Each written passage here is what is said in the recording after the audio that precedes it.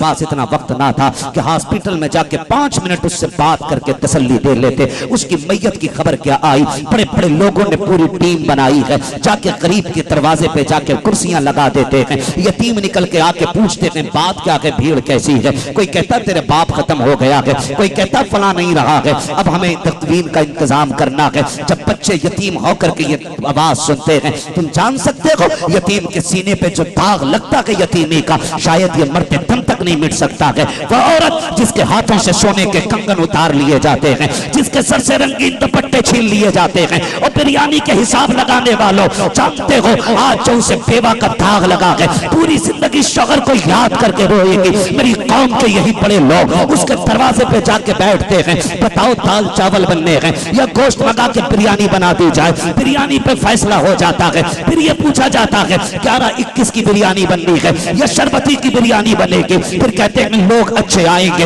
अच्छे चावल की बिरयानी बननी चाहिए। फिर उनमें से एक बेगैरत उठता है, अंदर जाके दरवाजा बजा के कहता है चावल घर में है या मोल लाने पड़ेंगे, अगर मोल आने हैं तो पैसे हैं कि उधार आने हैं। जब ये बात बेवा के कानों में जाती है, जो जिंदगी का सुहाग खो बैठी है, जो खुशियां लौटा के बैठ गई है, जिसकी जिंदगी की खुशियों का चराग गुल हो गया है, जब उसके कानों तक ये बात जाती है कि चावल उधार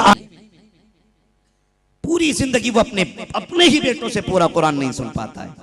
कभी घर के खर्चे नहीं रुकने देते, कभी बेटियों की उम्रें उसे घर बैठने नहीं देती, कभी जरूरतें उसे रोड पे ले आती है।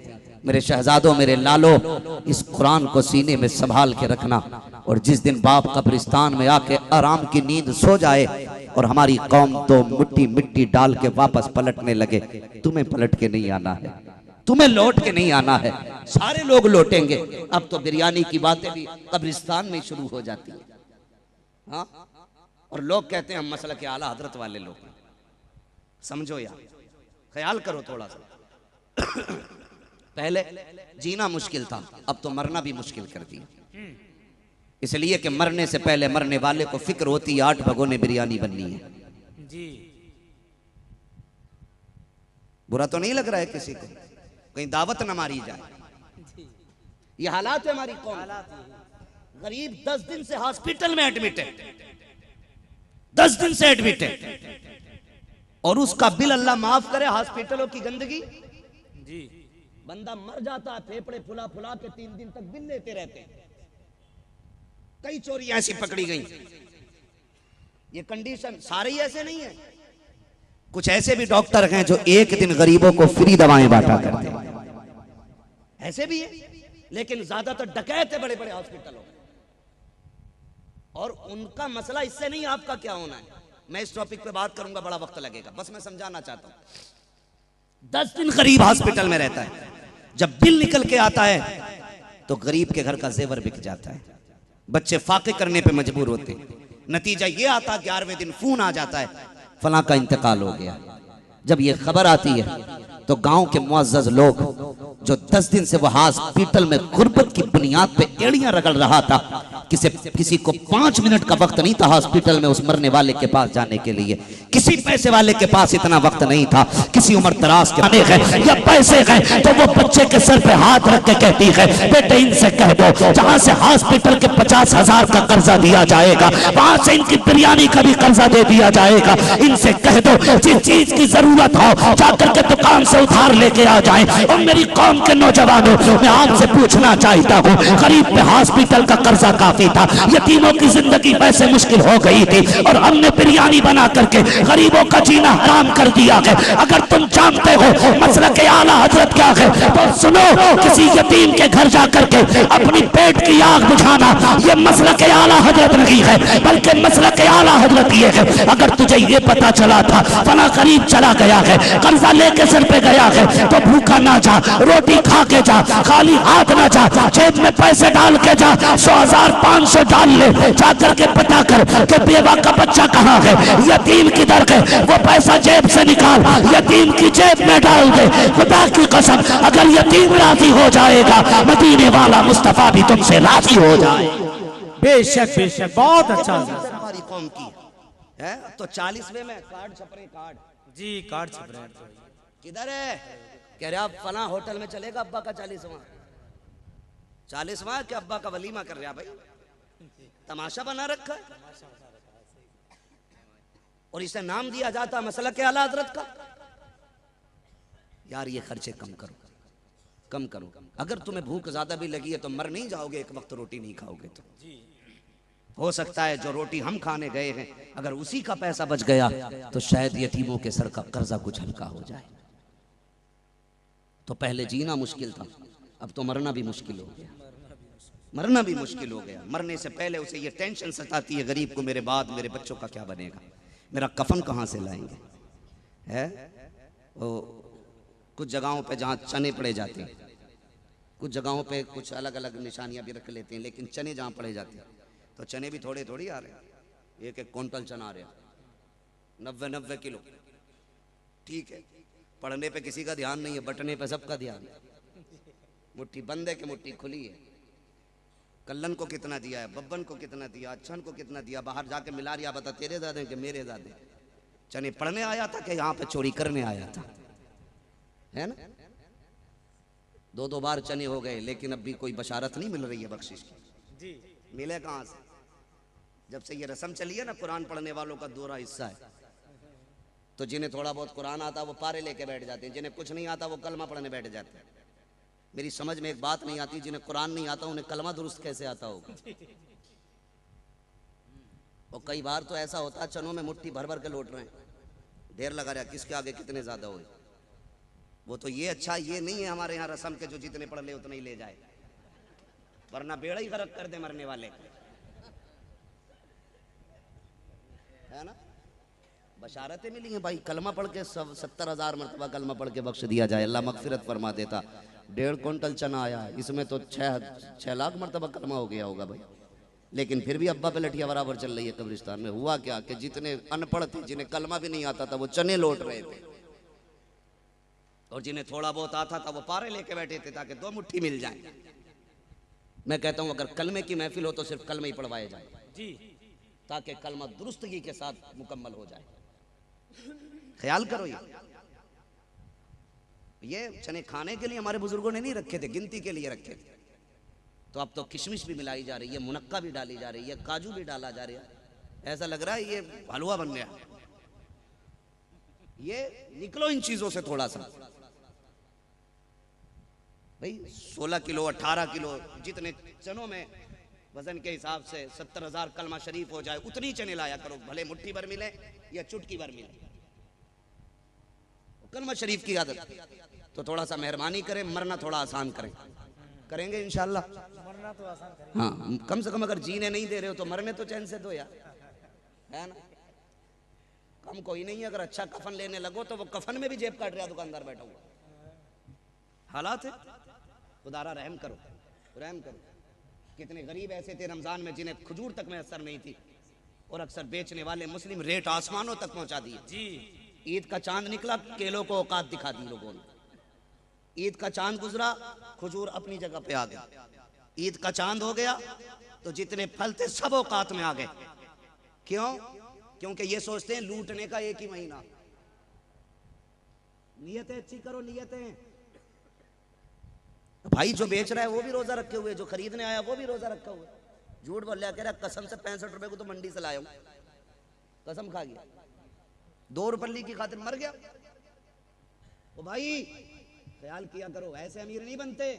अमीर ऐसा बना करते, अगर कोई गरीब आके टूटे हुए अंगूरों का रेट पूछे ना तो उसे साफ वाले अपनी तरफ से फ्री दे के कह दिया करो, जा मैंने तुझे हुजूर की निस्बत का तोहफा पेश किया है। ऐसे अमीर बनते। कभी अल्लाह से भी तिजारत कर लिया करो, सारी इनसे ही करनी है। कम ये भी नहीं है अगर तुम इन्हें 90 में बेचोगे 1 नोट फटा दे जाएंगे, पूरे दिन की खत्म। हाँ भाई सारे अपनी जगह लगे पड़े, ना ग्राहक कम है और ना दुकानदार कम। दुकानदार भी रेट बता रहा दूने, तो ग्राहक भी कम नहीं है। उसके ठेले पे क्या रेट है? कह रहा है 110 में सेब। कहने लगा कम नहीं, कान नहीं, बिला वजह में हटा, उससे जा कह रहा वो 105 में दे रहा, तू कितने में दे रहा? कंपटीशन है, रेस लगी है, सबको आगे जाना है। और ये पता नहीं आगे की दौड़ में लोग सारे पीछे चले गए, कोई आगे नहीं जा पाएगा, ना कोई बड़ा बन पाएगा। बड़ी सिर्फ अल्लाह की जात है। हाँ ये याद रखिएगा, ख्याल रखे मेरी बात का। तो वो कह रहा ना 55 में दे रहा, 105 में दे रहा, तू कितने में? कह रहा चल मैं 100 में ही दे दूंगा। क्या रुक अभी आया, उससे जाकर कह रहा वो तो 100 पे आ गया, तू बता। उसे भी ग्राहक थोड़ी तोड़ना, वो 95 में दे दिया, खा गया नोच के। ये खुश था 95 में लाया, लेकिन वो भी चूका थोड़ा ही। उसने साफ आगे से 2 पीस उठाए, नीचे से 6 काने डाल दिए। घर से थोड़ी आएगा लेके, सबने निकाल ली अपनी अपनी, ना इसका भला ना उसका भला, इसकी भी दुनिया तबाह, उसकी भी दुनिया तबाह। इसने उसको धोखा दिया, उसने इसको धोखा दिया, इसकी भी आखिरत का बेड़ा गर्क हो गया, उसका भी बेड़ा गर्क हो गया। क्या मिला किसी को? मिला कुछ नहीं मिलना ना, तो कोई किसी से चालाक ना बना। अगर बेचने वाले के हाथ में इतनी लंबी तलवार है तो खरीदने वाले के इतनी लंबी है, कहां तक काटोगे ना। दिल साफ करो, दिल साफ करो, दिलों में रहम पैदा करो, इंसानियत जगाओ, और जमाने को बताओ हम हुजूर के गुलाम हैं, हुजूर के गुलाम हैं। तुम दूसरों के भला करो, अल्लाह तुम्हारा भला करेगा। हाँ, जबकि एक कहावत बड़ी मशहूर है, जैसी करनी वैसी भरनी, वैसी भरनी। हालात देखो हमारी कौम के, जिम्मेदारी की कोई बात न कर सकते हैं न सुन सकते हैं। इमाम खुतबा देता है, तकरीर होती है ना जुमे के दिन, होती है जी, बोलो। मुझे उम्मीद है जितने लोग बोल रहे हैं इतनी जुम्मे की तकरीर सुनते होंगे, बाकी तो घड़ी देख के खुतबे में ही पहुंचते होंगे। होती है तकरीर, होती है। 1 मिनट ज्यादा क्या हुआ, इमाम को ऐसे घूर के देखते हैं जैसे बकरा ईद में बकरा कसाई को देखता है। कह रहा जल्दी 2 मिनट ऊपर जा रहे हैं। क्यों भाई? कह नहीं वो मेरे शो का टाइम निकल रहा है, मेरा क्रिकेट निकल जाएगा, मेरा मैच निकल जाएगा। ये बेड़ा गर्क कर रखा है। जो किस्मत से 5 टाइम जा रहे हैं तो वो भी कम थोड़ा ही है। निकल के कह रहे आज नमाज नहीं हुई भाई किसी की भी। कहा क्यों? इमाम का ऊँट हिल गया। तू अपनी पढ़ लिया था कि कैमरा लगाए बैठा था वहां पे? ये हालात है हमारे। हुजूर ने फरमाया कुर्बे कयामत जाहिल लोग फतवे देंगे, ये निशानी है कयामत की। अंगूठा देख के कह रहे हिल गया, इनके पीछे नमाज नहीं होगी, तेरी हो जाएगी। कहा क्यों? कहा मुझसे ज्यादा तो पारसा ही कोई नहीं। क्यों बे? वो जो रात के 3 बजे पड़ोसी का बरसिंग काट के लाया था वो कौन था? कह रहे अल्लाह का शुक्र है 28,000 का बकरा लिया मैंने। कहां से लाए हो? कहा नहीं मैं नहीं पाला था, रेट 28 लग रहे तो मैंने उसे खुद ही रख लिया, मेरा 28 का हो गया। पड़ोसियों ने बताया कि जब से बरसिंग बोया पूरा बकरा मेरे खेत में पला है। ये हमारी हालत है। चोरी के बरसिंग खिला के कुर्बानी के बकरे लेके चलते हैं और टोक रहे इमामों को, तुम्हारा मुंह हिल गया, तुम्हारा मुंह हिल गया। मस्जिदों में जाया करो तो अल्लाह का डर लेके जाया करो। जी बेशक, डर लेके जाओ। आपसे ज्यादा बेहतर जानते हैं ये लोग, आपसे ज्यादा पता है नमाज के एहतमाम में क्या क्या जरूरी है। आपसे ज्यादा बेहतर जानते हैं कि नमाज का अदब क्या है। आपसे ज्यादा बेहतर जानते हैं कि नमाज कैसे होती है और कैसे नहीं होती है। आप फैसले करेंगे ना करना प्यारे। अगर किसी की बद्दुआ लग गई तो 7 पुश्तों में कोई हाफिज पैदा नहीं होगा। अल्लाह, ये बात याद रखना मेरी। ऐसे लोगों के अंजाम भी बुरे ही होते हैं। एक साहब का मस्जिद के सामने ही घर था, उसके फाटक में सुराख था, तो घड़ी देख के इमाम निकला ना मस्जिद से, घड़ी देख ली 2:05 पे गए। इमाम गरीब आया 3:15 पे। कह रहे इमाम साहब कल कहाँ गए थे? कहा क्यों? कहा मैंने देखा था तुम 1 घंटा इतने मिनट गायब रहे, तुझे कैसे पता चला? पता हम, फिर वली बन के दिखा रहा, पता हम, तुम तो थे भी नहीं। पता हमें, ये नहीं बता रहा मैंने दीवार में सुराख कर रखा है, उसमें से झांक झांक के यही देखता हूं कि इमाम कब आ रहा है कब जा रहा है। काश इतने पहरे तूने अगर अपनी बेटियों के निकलने पे लगाए होते ना तो तेरी बेटी डांसर नहीं होती, कनीज़े फातिमा ज़हरा बन गई। देखो जरा अपने अपने गिरबान में झांके, सारे अपने अपने गिरबान में। नहीं लग रहा है आपको? बता दूं आपको वजह सिर्फ इतनी है कि हमने ना जहां तबलीग करनी थी वहां की नहीं, और जहां नहीं करनी थी वहां डटे रहे वहाबियों की तरह तबलीग करने जाने। वो भी तबलीग करने, दीन फैलाने मुसलमानों में ही जाते हैं। कभी उनमें भी चले जाओ भाई जिन्हें कलमा नहीं आता। समझ रहे मेरी बात? तो जहां जरूरत नहीं वहीं लगे पड़े। कह रहे इमाम साहब की तबलीग करेंगे, इन्हें सुधारेंगे, पहले अपने बच्चे सुधार। एक दिन बेचारा इमाम गुजरे शरीक की बुनियाद पे, जिसकी फजर छूट जाए, कहता निकालो जी, पाबंद नहीं है टाइम का है। इमाम की खाट लौटने वालों, अपने बच्चों को फजर में कंबल उड़ा के आते हो कि तुम्हारे जवान 22 साल के बेटों पे नमाज फर्ज नहीं है? अगर उन पे फर्ज है तो इमाम को बाद में उठाओ, बेटे की कलाई पकड़ के पहले मस्जिद में लेके आओ। फिर हम नहीं जानिए माशरा ठीक होना है कि नहीं होना। कह रहे मौलवियों ने बेड़ा करक कर दिया कौम का। वही बात है। बेड़ा मौलवी ने करक नहीं किया, बेड़ा हमने खुद करक कर रखा है, अपना खुद तबाह कर रखा है। पर्दे पे तकरीर हो जाए तो बीवी से कह रहे आप पर्दा करियो, मौलवी पर्दा बता के गया, बेटी को नंगे दुपट्टे वाला, नंगे बदन वाली ड्रेस ला के दे रहा। ईद निकली है नहीं निकली है ईद जी? क्यों ले रहे हो? बोलो यार, कोई टैक्स तो नहीं पड़ रहा है। निकली है ईद। ईद के अंदर कितनी बेगैरती देखी होगी आपको जानते हैं। अच्छा, ईद में नए कपड़े क्यों पहनते हैं? खुशी किस बात की है? रोजों से जान छूट गई, ये 20 रकात रात की कम हो गई, किस बात की खुशी है? ईद की खुशी का मतलब ये होता है अल्लाह ने इस महीने की बरकतों से हमारे गुनाहों को माफ फरमा दिया है। वाह, इस चीज की खुशी थी ईद। और करा क्या? मार्केट में जाके देखो, जितने नंगे कपड़े थे सबसे ज्यादा बिक रहे थे। हम भी इंसान हैं, हम कोई फरिश्ते नहीं, हम भी मार्केट गए, हमने भी ड्रेसें देखी, सबसे ज्यादा वो बिक रही थी जिनकी आस्तीनें नहीं। ऐसे माहौल में आस्तीन वाला कपड़ा खरीदने लगो तो मिलता ही नहीं।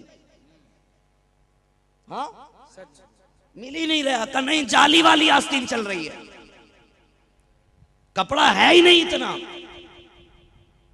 पूरे पैसे 1800 आस्तीन नहीं, पैसे पूरे। जबकि औरत के कपड़ों का हुक्म यह है कि उसकी शलवार का पांचा पैर के ऊपर वाले हिस्से को ढांपता हो। तो इतने ऊंचे पजामे होने के ऊन के टखनों से ऊपर चले गए जी, पूरा नहीं का, इतना ही चल लिया।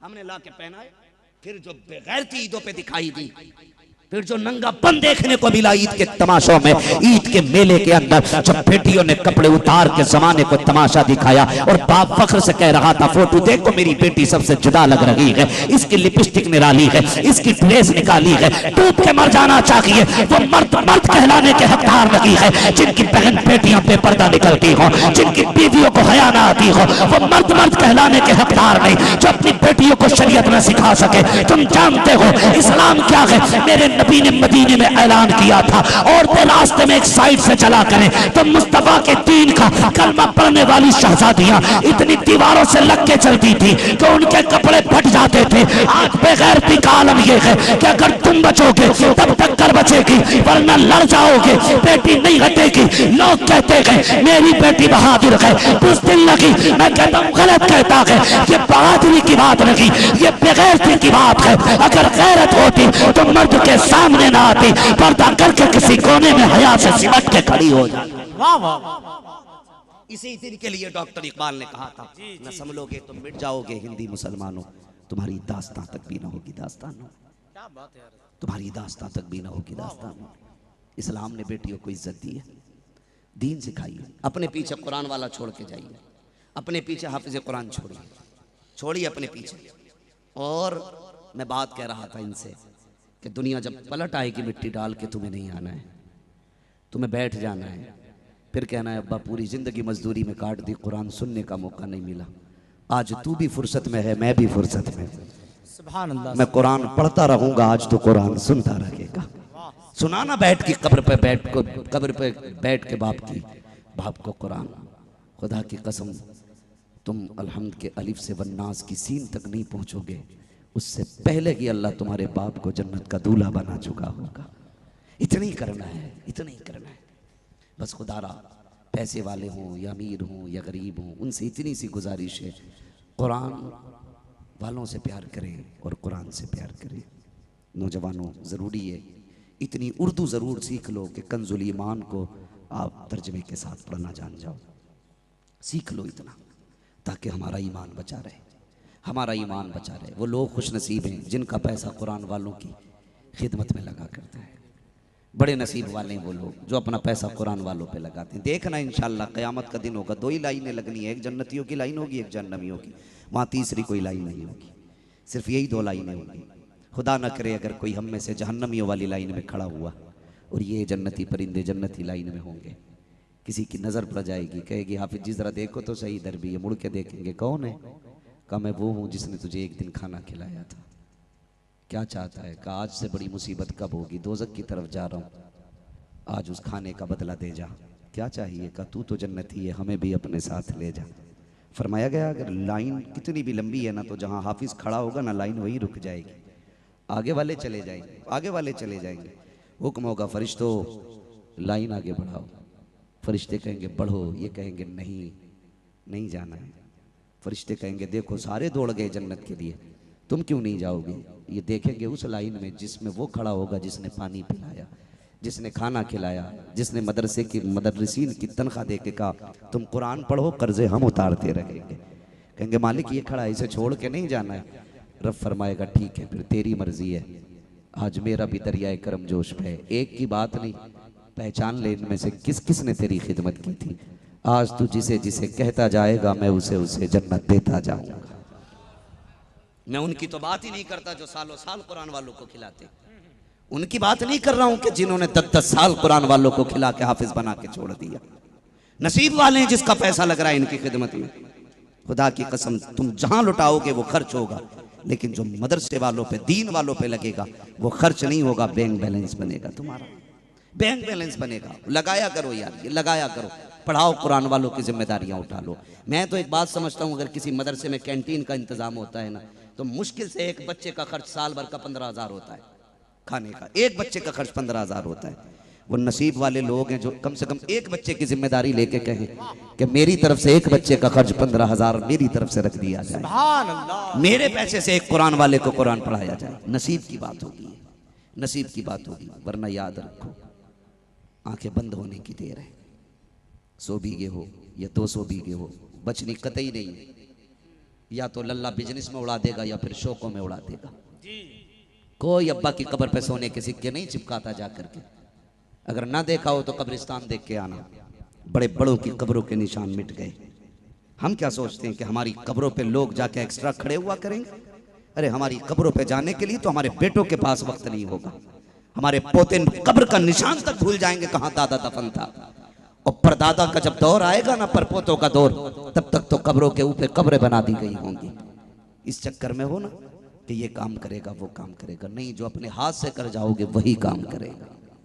अपने हाथ से कर जाओगे वही काम करेगा, नहीं कोई काम नहीं आने वाला। बड़ी बेवफा दुनिया है, जानते हो? कभी समझना इस बात को, इतनी बेवफा औलाद होती है जिस चारपाई पे बाप मर जाता है ना, उस चारपाई पे बेटा लेटना पसंद नहीं करता है।